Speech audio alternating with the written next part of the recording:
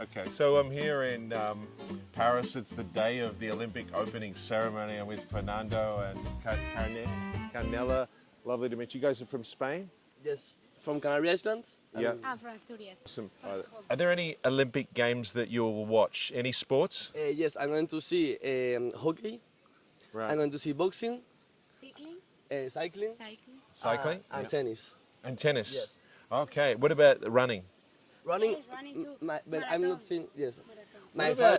about going a little deeper here? The race that we run in life, when we get to the end of the finish line in our life, and we stand before God, what will happen? Will there be a heaven? Will there be hell? What is your belief? Like for me, the meaning of life is like to enjoying the pass of the time. Like I don't think often like what is going to happen when it finishes, no. But I think that when it finishes, like it could be like maybe spirits, energy, or something like that. But I think that it will be like when you feel asleep, when you Right. fall asleep, that is like black. You don't see anything. You are not conscious of anything. Maybe it's like that. Like you're not conscious of it. Like Yeah. is there not a heaven? There's not a hell. There's not nothing. It's like when you fall asleep, Yeah. it's black. It's unconscious. Right. You are not conscious of that. It's like going to sleep. Yes. Do you believe there's a God? I don't think so. I think that people need to believe in something Right. to feel like secure, to feel like safe, to feel safe. So I think like for my grandmother, my parents, they all believe in God, but I don't think so. I think that they like believe in something to feel safe in life. Yeah. See the beautiful buildings here? I haven't seen the builders, but I know that they exist Okay. Yes. because a building would not exist without builders. It's proof of a builder, of the building. Yes, of course. When I see these beautiful trees and you see the wildlife and people, I see design. It points to a designer. I believe that it came from God rather than coming from nothing. Does that make sense? Yes, it makes sense, but I think that nature as it is like trees come from a seed that is like this, and it turns into a tree. Yeah. So I think that's of nature. It's like natural. Yeah, Like, I think it's not like building that they are like blocks and Yeah. building like nature is like comes from natural. yeah, it's God's scientific natural design that He's created supernaturally. He created the world in 6 days and rested. He gave us morals. So you have morality. Does that? Yes, Yep. morality, yes. So, for example, if God judges us as to what we've done right and what we've done wrong, how do you think you'll go? If there's a heaven, will you make it there? Are you a good person? Yeah, I think so. I think if there's a heaven, I will go to heaven because I'm not considered a bad person. Like I like Right. to help people. I love to make people happy, and I help in everything I can. Yeah. So I think that if there's a heaven, I think I will go to heaven. I will Yeah. go to heaven. But I think that making bad decisions or good decisions is all in your head. Right. Like if there's a heaven, there's a hell. I think that if you make bad decisions, it's all in your head. Like Right. you make feel fat, but No worries. Can I test you? Have you told some lies in your entire life? yeah, of course, like everyone. Like everyone, and myself included. Have you stolen something, even small? Yes, of course, like everyone. I think maybe I think a so. little gum or something. At some level. Have you ever said God's name in vain? You know when people say "Oh my" and they say God. Have you said something like that before? Oh my God, for example. Yes. Yeah. Yes, I've done it. Yeah, Yes. and I know it's a common expression, but God says in the law, whoever uses my name in vain won't be guiltless, so we're guilty. Yeah, Yes. it's heavy. Even people that don't believe in God have said that. That's right, absolutely. People have said it. And another one is don't commit adultery, which is when a husband cheats on his wife. Okay. Yes. Jesus said when we look at a woman to lust for her, we've committed adultery in our heart. So have you ever, in your entire life, looked with lust? I've never done that, but I think it's something of respect. Yeah. Like you have to respect the Yeah. person Yeah. with you who are to not cheat on him or cheat Yeah, on her. no, I don't mean physically. I mean a look that can go, I saw, something or someone there. Do you know Like what? to see. Yeah, to not admiration where you can say, oh, yeah, she's attractive, but where you've looked and you're like, hey, you looked with a desire that you shouldn't have. Over your life, have you done that? Maybe I've done that. Yeah. But I think that's not like a big deal. not on earth as much, because we go, well, everybody does it. Yes. Yet God says we've committed adultery in our heart, and he says no adulterer will enter the kingdom of heaven. We often compare ourselves to the worst, like murderers and rapists and pedophiles, and we say we are better Yes, of course. than those people. Of course. We don't compare it to the standard, which is God's standard. He's perfect. We're better than them, but we're not as good as God. Okay, yes. And so if, Fernando, you admit that you have lied and stolen and maybe said God's name in vain and maybe looked with lust over your life, how is God going to judge you? Would you be innocent or would you be guilty? What do you think God will say when you face him on a day of judgment? I think that if God thinks truly into people, I think that God will truly know who are bad people and who is good people. And I think that he's going to think that I'm a good person. Like I haven't committed like something so badly that God can say, hey, you go to heaven. Yeah. I think that if God sends someone to hell, it's maybe or murder or have done something like very, very bad. I think so. Yeah, I understand. Sometimes we look at things that we see on earth that we go, that can't be too bad because the penalty's not so strong. So if you drop litter on the ground and they say it's a €5 fine, you go, oh, well, it's not a big deal. But if the penalty was life in jail, you know how serious it is because of the consequences. Does that make sense? Yes, makes sense. Yeah. God's consequences are far greater than ours.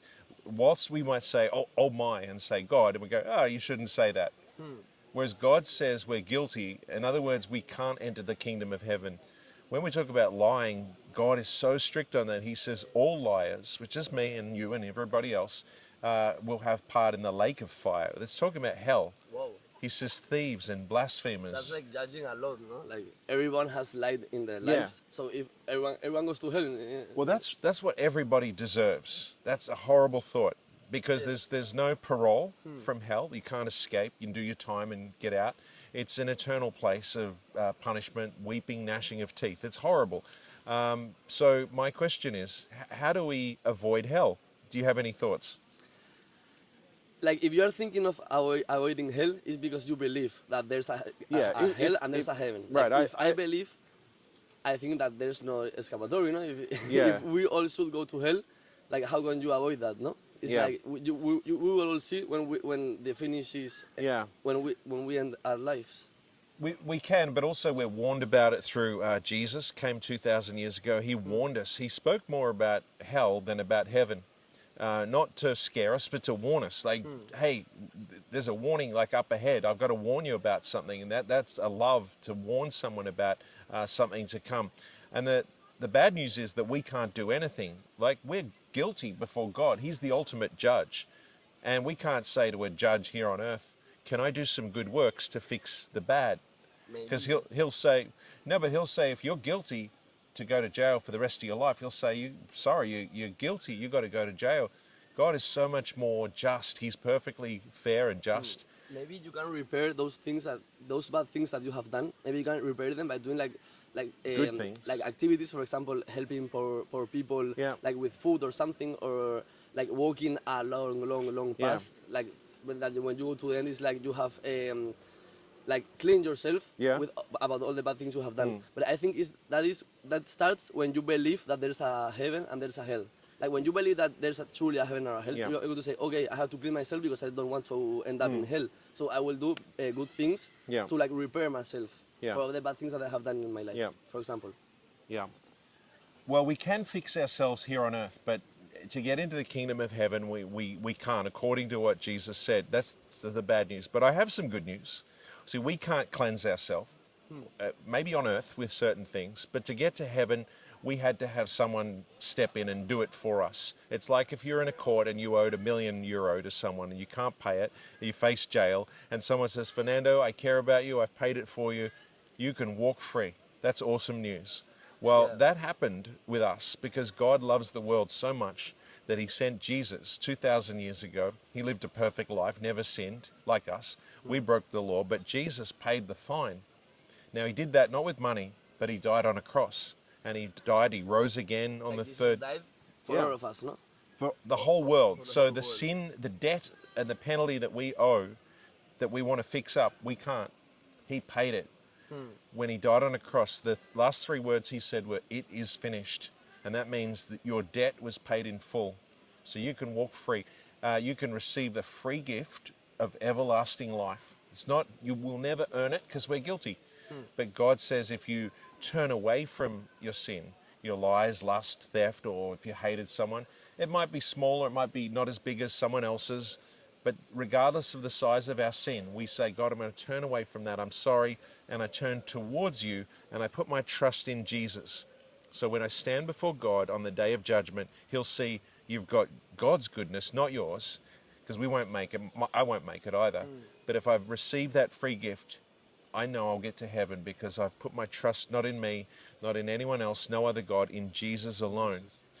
And he promises eternal life if we believe in him. And when we believe in him and we put our trust in him, it's not just, I'll go to church on a Sunday or I'll do good things. No, it's a free gift. And when we put our trust in him, we have a relationship with God. He becomes our best friend in the world. And so if you turn from, now we don't know when we're going to die. Now, when you come to that question of is heaven real, is hell real, we trust Jesus. He appeared to 500 witnesses when he died and rose again. It wasn't a private moment where someone said, oh, I don't know. This was written in history. There's a lot of evidence that points to the Bible being 100% true because there's prophecy that tells about this is happening. And so I've put my life and trust in Jesus because he can't lie. He says, I am the way, the truth, and the life, and no one can get to the Father except through me. In other words, we can't get to heaven except through Jesus. Is the only way. Now, you guys are young? Yeah. Right? How old are you guys? I'm 20. 20 and 17. You guys are young, and you got a life ahead of you. But again, we don't know when our next last breath is, I should say. We don't know when we're going to die, and we can die like that. Yeah. And I don't want that to happen, but we want to be ready. We want to know, am I going to heaven? And we won't go if we trust ourselves. Like I personally, I'm not afraid of death because I'm more afraid than an unlived life than death. Because everybody's going to die, everybody. Yeah. But not everybody lives. That's profound what you're saying, yeah. Yeah, that's why I think that the meaning of life is like enjoying the pass of the time. Yeah. Not thinking what I'm going to be when I'm older, not what no. Enjoying the pass of the time. The only truly thing that we have is the present. So let's enjoy it. I like it, but one better is to say the real meaning of life is to know God. Also, and he wants to know us, and he revealed himself through the person of Jesus Christ. God's invisible. Like if my hand was invisible, you wouldn't see it wave. If I put on a glove, in the image of the hand, you see my hand wave. It becomes visible. God's invisible. We cannot see him, but he was made visible in and through the person of Jesus. And he loves you so much, he loves you guys enough to give his whole life for you. And if we say, I want to give my life to you in response, we will be saved, we can live forever, but we can know him as a best friend. And that's that. Will you give this some thought, some serious thought? Yes, of course. Like I believe that people that believe in God are better people than people that don't believe in God. Because if people that believe in God, that's everything that God says, like don't lie, they will be a very good person. All of them. I believe that. Yeah.